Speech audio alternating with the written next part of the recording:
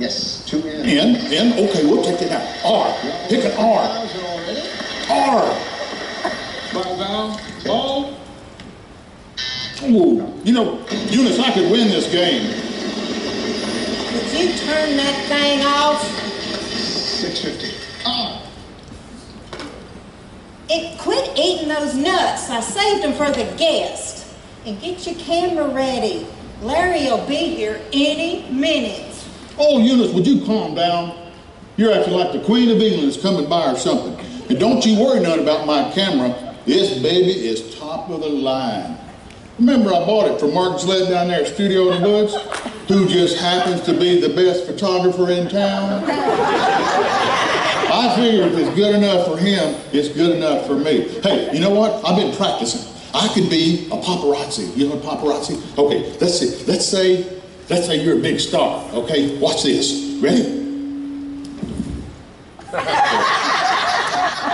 Okay, give me a chance. Okay, ready? I don't understand this thing. Well, it don't matter none. I'll practice more later. Say, well, when's the last time we saw Larry anyway? Well, Mr. Paparazzi, let's see. It's been 5 whole years since I've seen my brother Larry. In fact, the last time he was here, we all went to church together. And before you quit, you used to go with me and Mama. I would be glad to put up with your complaining about the preacher all day long, just to see you there again. I had a right to complain. The last time I went down to that church, that Pastor Ken, he gave the same old speech over and over and over again. First of all, it's not a speech, it's a sermon. And second of all, of course he's preached on the same thing because you only win at Christmas. And if I remember correctly, there's only one Christmas story. Besides, Ken's not your ordinary preacher. Oh no, he is much different. You see, most preachers, they have a different subject each week. They are what you call a tropical preacher. Ken, he's different. He's different. He does preach on different things, but he's what you call an expeditional preacher. What's that? Well, I don't really know. Must be something about him going on an expedition, looking for a topic, or I don't know, a sermon going on an expedition.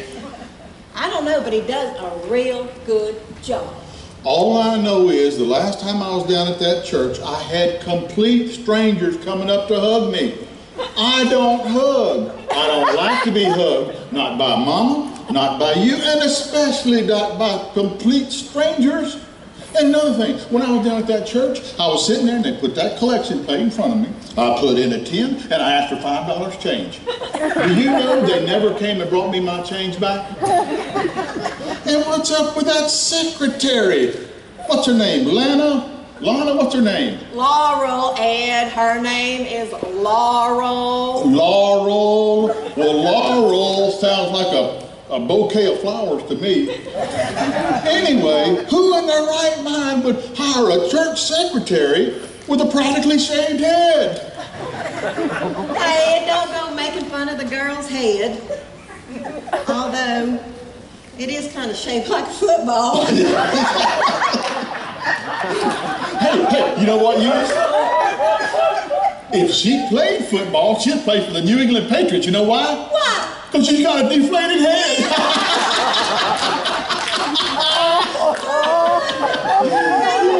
When I go to church Sunday, I'm not going to know whether to say good morning or damn, sit, hut, hut, hut. Now, you know, Ed, I'm not one to gossip. No. I don't gossip. No, indeed, I do not gossip. But I heard from a friend who heard from a friend that Laura, she liked to hit the nip-nip. No.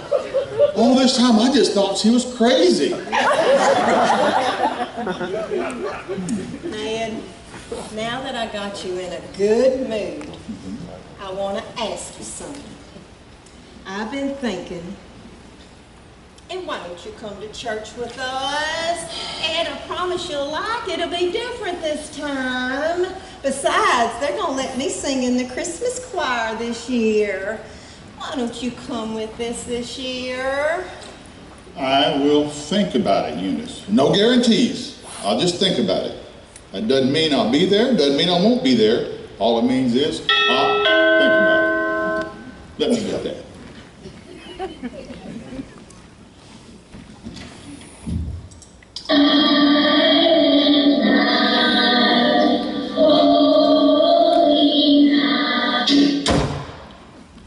Brats. Man, that was just plumb cruel. I stopped them before they asked for money. You know, that's another thing about that church. Every time you go down there, it's about money, money, money. Gimme, gimme, gimme, all the time. If you wasn't such a tightwad, it wouldn't bother you so much. You're one to talk, Eunice. You're the one that goes down to the McDonald's and asks for extra ketchup just to stock up for the house. That's called being frugal. If that's them brats again. You sit down, I'll get it. You run all the children off in the neighborhood, and I'll be ashamed of yourself. Well, hello, Come on in. Hey, Ed, how you doing? Oh, you know, same old, same old. What you got there, Mark? Well, I thought I'd bring y'all some gingerbread cookies. It's a great specialty this time of the year at the bakery. They're just flying off the shelf. We're selling lots and lots of them, and I thought I'd spread a little Christmas cheer. Oh, thank you, Mark. I know we'll enjoy it. You know what? I'll bet you get some kind of tax write-off for giving these away. No tax write-off, Ed. We just like to make everybody happy and spread the Christmas cheer, and it's a wonderful time of year. You know, we've been missing you down at the church. Well, I know, but I'll be back sometime. It's just I'm so busy, you know. I know busy, and I understand that, but, well, Merry Christmas to you. Oh, thank Merry you, Christmas, Mark. Mark. Merry Christmas to you, too.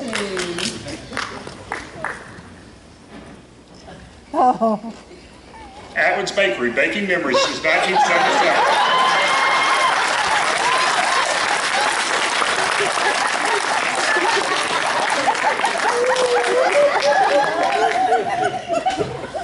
I just knew Larry would be here by now.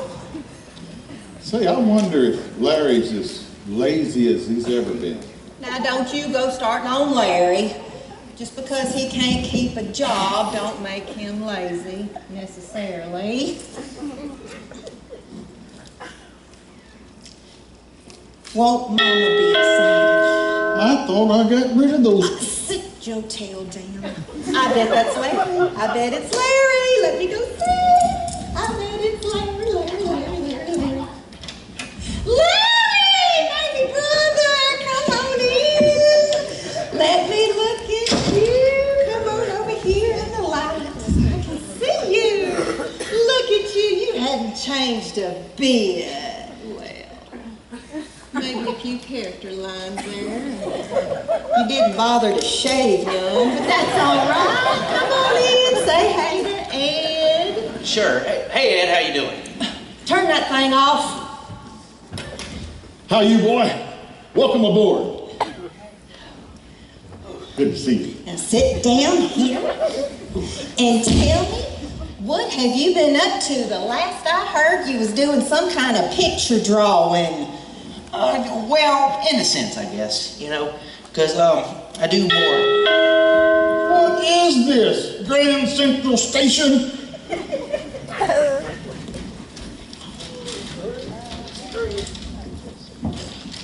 Well, come on in, Henrietta. Ed Beasley, your dog has been in my yard again. I put my poinsettias out to get some sun, and he ran through them. Just look. No. Just look what that dog did. I have had enough. Now wait just a cotton picking minute, Henrietta. How do we know it was my dog that tore up the flowers? Sparky would never do anything like that. He's as gentle as the day is long. Come to think of it, how do we know it wasn't your dog that tore up the flowers? Because my dog is a teacup Yorkie. The flowers are bigger than the dog is. You stupid, you idiot! Well, now, wait a minute, Henrietta. Let's not start calling names. You old battle axe.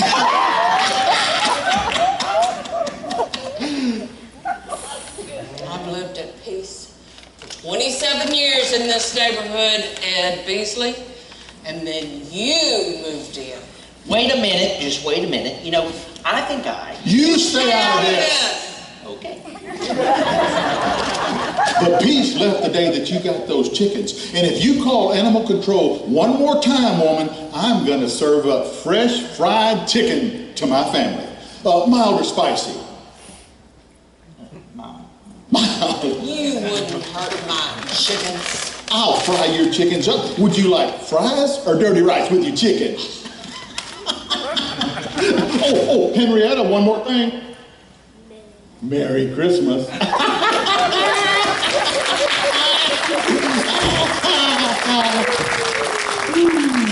Ned, that was plumb cruel and uncalled for. Yeah. Anyway, honey, now tell me. You were telling me about your picture drawing. That's what you do, right? Some kind of picture drawing to sell? Well, I guess. You know, it's more, I do various illustrations for... Oh, what do you say, Larry, old boy? How about some eggnog? You know, this year it might have one of my little surprises in it, if you know what I mean. Would you cut that out? And if it does have one of your surprises in it, he don't want it this early in the day. You know, I think I will, Ed. Attaboy, man after my own heart. And there I thought you was one of them sissy health nut boys that drinks Perrier water and carrot juice. Now, honey, how long you gonna be able to stay? Ooh, that's... well, I guess only about 3 days, Eunice, but, you know, I was really hoping that maybe we can all go to church as a family this year. Oh, that would be wonderful, because Ed has agreed to go this year. I did not agree to go. I just said I would think about it. Well, you know, I gotta leave right after church because I'm working on a deadline for a project. You know those children ought to be back any time now. They're out in the neighborhood showing off their toys to the neighborhood kids. Now, Ed, he don't want to hear about the kids right now. You know Ed Jr.? Yeah. He's 11 years old now. Mm-hmm. And he's about this high. He's taller than me. He's a big fella, huh? Yeah, he is. Well, he's been wanting one of those macho marine action dolls for Christmas. He can even sing the Macho Marine jingle. He sure can. He is talented and singing just like his mother. Anyway, I got him one of those Macho Marine action figures, you know, down at the Walmart by the Piggly Wiggly. It's not by the Piggly Wiggly. It's down by the Tiny's Bag and Wag. Ed, I was just there. I think I know where I was. Tiny's Bag and Wag. Now, what does that have to do with the price of potatoes? And what in tarnation difference does it make if it was the Piggly Wiggly or the Tiny's Wagon Bag? The only thing that matters is I bought him a Macho Marine action figure for Christmas. Anyway, honey, have you ever seen one of those before? No, I don't think so. Oh, they're just precious. They're about yee-haw, and they got these little gorilla costumes on, you know, and they got these little bayonets that they could poke you with. They are the cutest things, and I just knew Ed Jr. would just flip out if he saw one of those for Christmas. Well, to make a long story short... Well, it's a little late for that. He goes tippy-toeing down the stairs, and he sees that present right under that tree, and he opens it right up. And he sees it's that Macho Marine action figure, and he played with that thing for 5 whole minutes. Threw it down and went and got that old soccer ball out in the yard that Mama got him and played it for an entire hour. That is unbelievable. Isn't it though? Now, honey, tell me. gonna settle down and get married. That's right, Larry. This bachelor life flitting around from job to job, that's no kind of life for a man. Well, I don't exactly flit. Well, if you don't call it flitting, then what do you call it? I think that... Sit down, I'll get it, and run everybody off in the neighborhood. They don't want us to live here no more. Oh, Susie, come on. Hey, Eunice, how are you? Just good. Don't you look good? Well, thank you. Come on in. I want you to meet my brother, Larry. Hey, Larry. This is Susie. She's come to help me.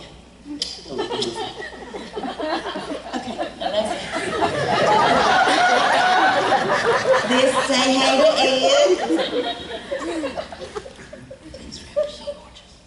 Come on over here and let's see what we can get started with you. Do you have a minute to practice? Oh, Everybody I'm ready. practice I've been something? practicing real hard. You've been practicing Yes, everything I that I gave. Well, you know Ken, Pastor Ken. He wanted me to go over all the rough spots with you before we let you sing in public. I mean, at church. I have an idea. Come on over here. Let me look real quick at what we've got. I have an idea. Tell you what, can you give me a C? Sure. One more time. C.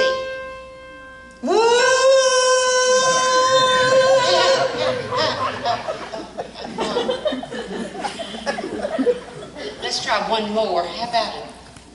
Can you get a D?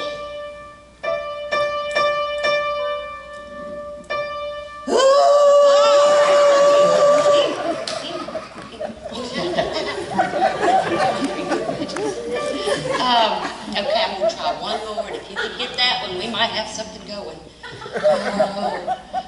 And let's do a B.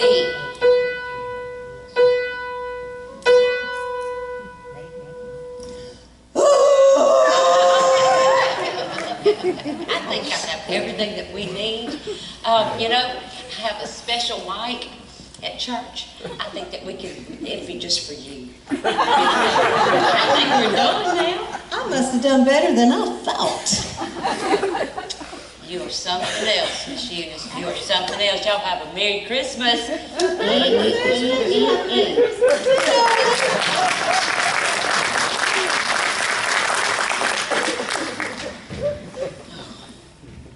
Eunice!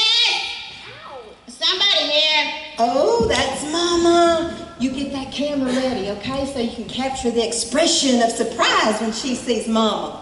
Larry, I want you to go hide, okay? So you can pop out and surprise Mama when she comes down. Well, couldn't I just stand right here?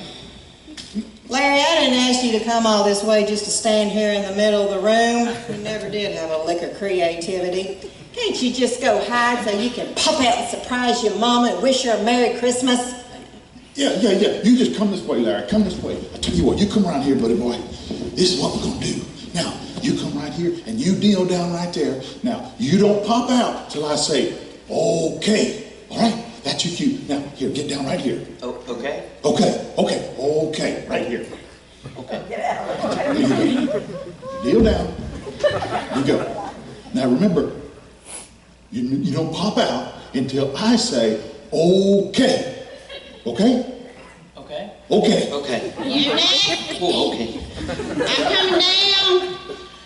Ed's not in his drawers again, is he? No, Mama, Ed is not in his drawers. I went ahead and wrapped these presents, since y'all can't seem to wait for Christmas like the rest of the world. Oh, Eunice, you look nice. I'll dress up like a Christmas tree. Ed, you are not going to spoil my day with that stupid camera now, are you? Okay. Merry Christmas, Mama! Larry! Larry, my baby! My sweet angel, come see me, my angel! Ed! I told you not to do that. My hair is a mess. Eunice, if you don't tell him to put that contraption up, I am going back to bed. Now, Larry. Yes. How you doing? I'm doing okay. Yeah. Well, he wanted to surprise you, Mama. Are you surprised? Are you surprised? Well, of course I'm surprised. Of course I'm surprised. I just wish Ellen and Arthur and the kids could have been here. What do you mean? They ain't coming? No. Sure, they were busy. Well, I invited the whole family. Well, she said they had some decorating or Christmas shopping or something left to do, but she said she was sorry. Ain't that just like my snobby, stuck-up sister can't take the time to stick her head in the door and wish the family a Merry Christmas? Now you just lay off of Ellen. How was she supposed to know you're going to pull some stupid surprise stunt like this anyways? I guess I'm sorry. Oh, baby. It's okay. Don't you worry. Maybe later you can drive me on over to Ellen's. Their house is so nice it is they Ritz. Nothing like this Cracker Jack. All this duct tape we got everywhere. Look at this stuff.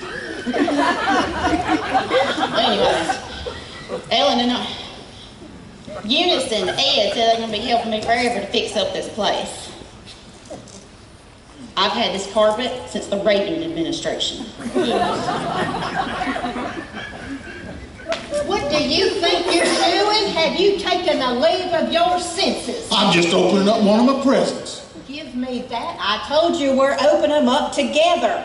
It's got my name on it right there. Give me that present. We're going to open them up in order, not no helter-skelter like maniacs. Mama's going to open up hers first, then Larry. You're going to play Santa Claus, so hand Mama her present. I don't want to play Santa Claus. Ho, ho, ho! Well, looky here, Mama, what Santa Claus brought for you. Now, Ed, when Mama opens that up, you take that paper and you put it over there in that trash can so it won't be a big old mess around here. That's going to be your job, okay? Right. Well, I can't imagine what this is going to be. This is another bathroom. Oh. Oh, my. Another bathroom. Well, I thought it would be a nice change, Mama, with that bright red color. Well, it's okay. I mean, it's not my style to be garish anyways, but... Well, Mama, it's a hostess robe. It's for entertaining. For entertaining who? Nobody's ever going to see me in this anyways. You know, I read a very interesting article on entertaining. But I do have a notion. There is a pair of red slippers underneath that tree. No, Mama, you can just get that out of your head. There are no red slippers under that tree. Whatever you say, Eunice. Mama, I'm telling you, there aren't any slippers under that tree. We could barely afford that robe. Well, what am I supposed to do? I need some red slippers. I can't wear it. I need something to go with this gaudy red robe. Well, what difference does it make? Ain't nobody gonna see you in it anyhow. Well, I'll tell you what. I would like to exchange this. Well, I don't have a receipt. Well, you better go find it. I don't want to put up with what I did last year. Well, I declare, everybody stand still while I go look for Mama's receipt. There is just no pleasing you, and you exchange everything we ever give you. Well, ho, ho, ho! Oh, shut up, Ed. You don't have to be so grumpy, Eunice. Santa's got plenty of goodies for you, too. Let's see here. Now, Larry, go ahead. It's not my turn. It's Larry's turn. Now, you said I could be Santa, and Santa decides who gets their presents when, and Santa has decided that Eunice gets her present next. Larry, go ahead.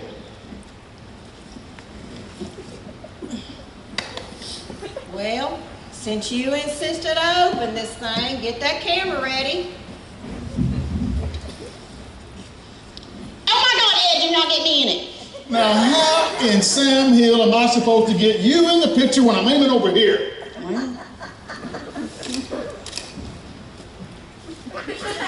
Now, Ed, put this paper paper over there in that trash can. Would you give me a break? I can't be the cameraman and Santa Claus and the paper monitor all at the same time.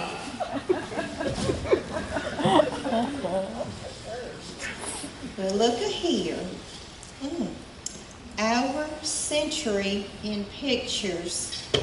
I thought it's something for the whole family, you know. It may be a little overhead of the boys, but it was cheap and just figured that they, you know, wouldn't mind. Well, Larry, they know you don't have no money because you can't hold no job. That's all right, darling. It's all right. Okay. Yeah, sure. It's just, I guess it's just something for the coffee table at least. Well, it's so big, I don't know when I'll ever finish it. Well, Larry, my boy, turnabout's fair play. Look what Santa Claus brought for you, my friend. Oh, you know what? Actually, I almost forgot. Mama, I didn't know what to give you this year, so I got you a check. Ooh. Oh, Larry. Oh my, Larry, thank you. You know, Yeah, well, I didn't, you've never been good at shopping and stuff. I didn't expect you to go out and buy me a gift. I know it took a whole lot of time, maybe a whole 5 seconds to write this down. That's all right, though. I'm keeping it nice. All right, Larry, it's your turn. all right.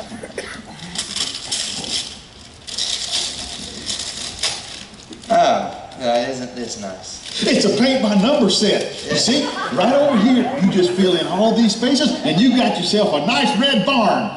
I just knew you'd love it, you being a picture drawer and all. Oh. We bought it for the boys, but I decided it was just too sissified for them. They must be quite the little studs. Larry, what did you say? I was about to say thank you, Mama. Well, I sure hope so. I never will forget the time your ink burned. Gave you a coloring book, and you never said thank you. Mama, I was 7 He years just old. sat there and stared at the ground. I remember. Even that poor old woman died on her deathbed. He still didn't say thank you, and she never forgave you, by the way. You know, how long am I supposed to go feeling bad about that stupid coloring book? Huh? Now, Larry, I'm your sister, and I love you, darling. But it ain't no wonder you can't keep no job with an attitude like that. Eunice, you don't even know how I Oh, work. Eunice, you lay off. What do you know about art anyways? It's a jungle out there. There's probably a million reasons why we don't know that Larry's been fired. I'm not always being fired. I've never been fired. You know, I do very well, thank you very much. I'm on Skylight Studio, and pencils and pens with their own individual points and everything, and easels and bottles of ink. You know, I have friends that come over to visit me. You know what those friends do? The ones that come over to visit me? I'll tell you what they do. They let me finish a sentence. I get a whole paragraph off before I'm ever interrupted. And they don't think I'm peculiar either. And they don't buy their kids my two marine action figures, for crying out loud. And not a single one of those people and my friends would be surprised when I tell them what I want to do with this stupid colored book. And as for you, Aunt Fern, thanks for the dead gum coloring book.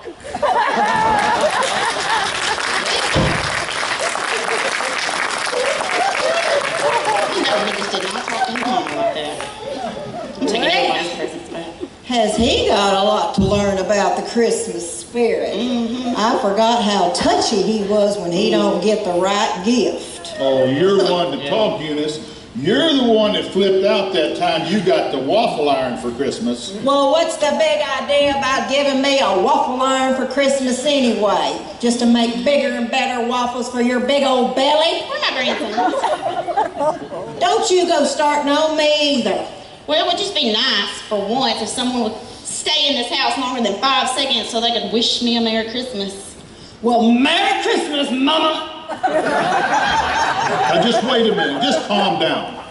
I've got something to say. Eunice, would you go out and see if you can catch Larry before he leaves? Oh, no, she did. Yeah, she did.